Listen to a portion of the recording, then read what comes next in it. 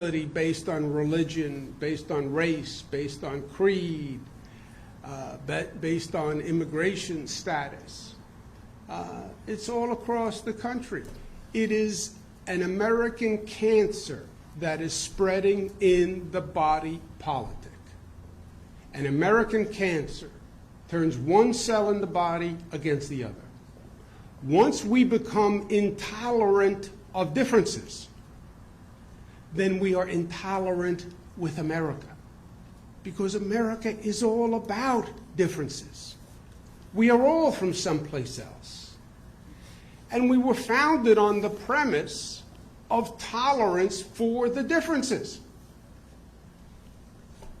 These acts are intolerant, they're ignorant. To attack the Jewish community, the nation is based on freedom of religion. George Washington celebrated with the Jewish community. That's what America is all about. Ignorance, intolerance, and it's also illegal. And for government, the question is, what are you going to do to stop it, and how are you going to protect us? 13 incidents against the Jewish community, nationwide scourge of hostility. Other incidents in this state attack the ignorance, attack the intolerance, education, cultural awareness, but attack the illegality. Yes, it's ignorant. Yes, it's intolerant. It's also illegal. And we will enforce the law. We're going to have an increased police presence. We have the toughest hate crimes laws in the United States of America, and we are going to enforce them to the full extent of the law. I also believe the situation has gotten so bad, frankly, that we have to increase our legal enforcement, not just with more police, but we have to change the laws to call this what it is. This is terrorism. It is domestic terrorism. These are people who intend to create mass harm, mass violence, generate fear based on race, color, creed. That is the definition of terrorism. And just because they don't come from another country doesn't mean that they're not terrorists. And they should be prosecuted as domestic terrorists, because that's what they are.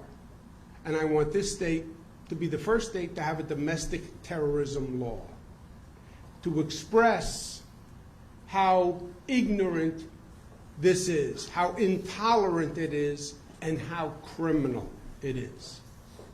And I'll be proposing that law for this state.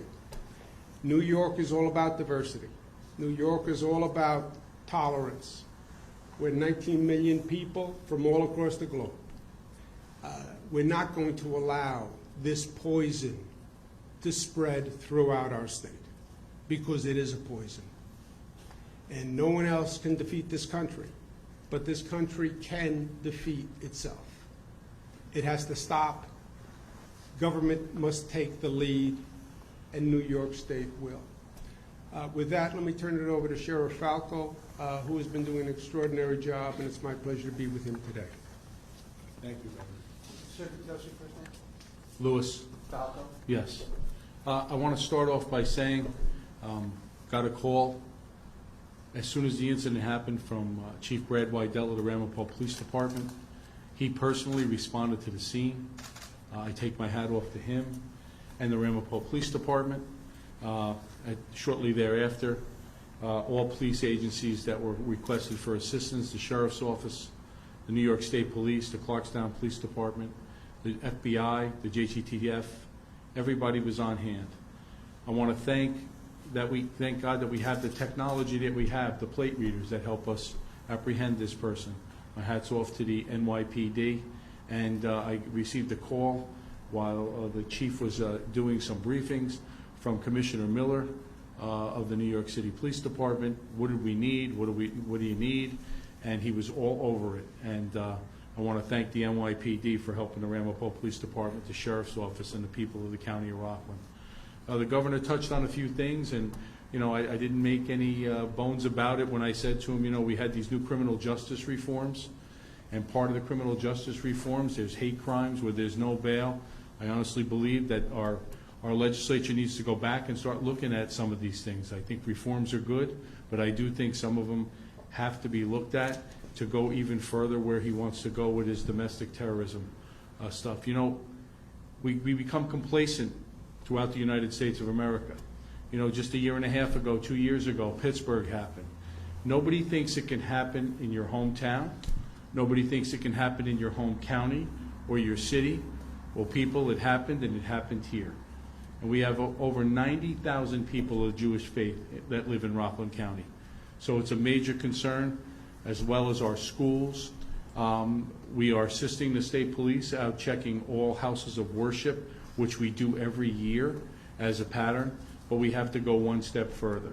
We have to put in new technologies and move the process forward. So I say that we hope that this was the first time it happened in Rockland, and we will do our best with the state police and the local political leaders and state government and our governor to try to make sure it's the last time that it happens in Rockland. So I want to thank you, and at this time I'll turn it over to Supervisor Mike Speck. Thank you, Sheriff. There's a list of municipalities throughout the United States that share a single tragic common bond. To the list of places that include Pittsburgh, Poway, Jersey City, we now sadly have to add the town of Ramapo. I was shocked when I received the call last night about a stabbing near a house of worship, but part of me was not shocked. As the governor and as the sheriff have said, this is a problem that's been a long time brewing within our community and within the state and within the country, and it has to be fixed, it has to be solved. I want to commend Governor Cuomo for being here, for his strong words of support and being here to support our community at this time of sorrow and tragedy. I want to especially bring up Chief Brad Whitedell with me, our police chief, commend the Town of Ramapo Police Department for their outstanding work, along with all the law enforcement agencies last night that participated due to the coordinated efforts of the town police, the police from neighboring towns, the sheriff's office, the New York State Police, the New York City Police Department. The suspect in this case was apprehended very soon. And I want to also thank and commend the first responders from the ambulance corps and the emergency services who came, treated the victims, and prevented this from becoming an even greater tragedy. Within the town, we are going to take measures to hopefully prevent or make it harder for these incidents to occur in the future. We are going to look to obtain license plate readers to make sure that our entrances and exits out of the town are monitored, so that as happened last night, when an event like this occurs, a suspect could be apprehended as soon as possible. This will be worked upon in the next few days within the town. So again, I'd like to thank law enforcement, the first responders, the sheriff, and the governor for being here. Thank you. And I'll turn this over now to Steve Gold from the Jewish Foundation. Thank you, Steve. Hi, my name is Steve Gold. I'm co-president of the Jewish Federation and Foundation of Rockland County. As I mentioned to the governor, my parents were Holocaust survivors. And growing up, my father made me promise him that I'll do whatever I can to make sure it never happens again. Today I can say I failed my father. I think that Rockland County has failed my father, and every Holocaust survivor in the United States of America has failed my parents and all Holocaust survivors. This cannot continue. I'm confident that the governor is going to work on some rules and laws to help this, and that we don't have to do this. I mean, this is the festival of Hanukkah. Last night I lit my 7th candle, and when I lit the candle, I said, I hope there's not going to be another anti-Semitic incident the way they were with the prior 6 days. Unfortunately, that wish didn't happen. I want to thank law enforcement, all the first responders, the governor's office, the Anti-Defamation League for the quick response, and Federation of Rockland is going to be out there, and we also have to make sure that if you see something, say something. Thank you. Thank you. Mr. Gold brings to mind, there is a quote at the Holocaust Museum in Israel that says to the effect, a country is not just what it does, it is what it tolerates. And that is a haunting quote for us in this country. And I think our united message today is we will not tolerate anti-Semitism, not just in our words, but in our actions. And government's job is to protect people, and this state government will protect people of the Jewish faith and every other religion in this state. Any questions for myself or any of our colleagues? Which chief would you like? There's many chiefs here. A few Indians. What can you tell us about this suspect at this point? I will be able to provide his information to you after the press conference, his name, his date of birth. He's currently being held at our police headquarters. He will be arraigned at some point later today, and he will be facing 5 counts of attempted murder and 1 count of burglary first degree. Any idea why? First of all, is he from this town or is he from New York? He's from Greenwood Lake, New York, That's in Rockland? Orange County. Any idea why he would target this specific count, this house in Rockland, different county? I don't have anything to share other than that at this point. We have an active investigation. We're working with multiple partners. My preference at this point would be to let that investigation continue to proceed without further comment. Do you have, can you say any comment on whether or not you targeted the house because there was too much security at the place of worship next door?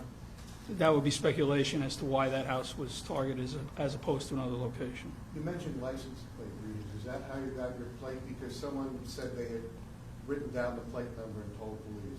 That's accurate. That information was relayed to us by a witness, and we immediately plugged that information into the system as the governor referred to.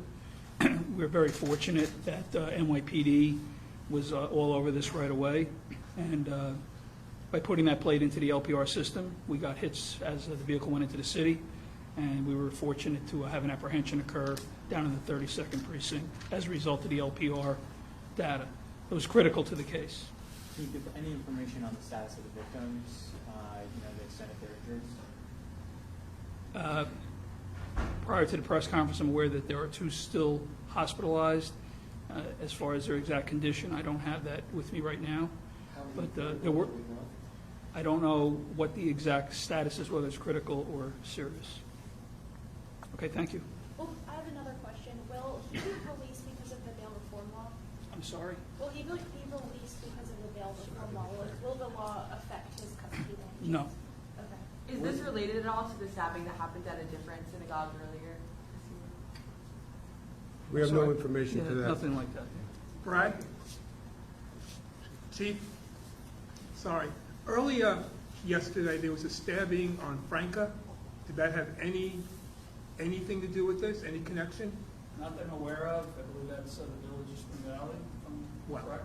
I realize that, but I figured maybe you'd, if there was a connection, it was also near a community development, All I housing can say development. is not that I'm aware of. Okay, thank you. Thank you. Okay, Sorry. thank you all very much. Thank you.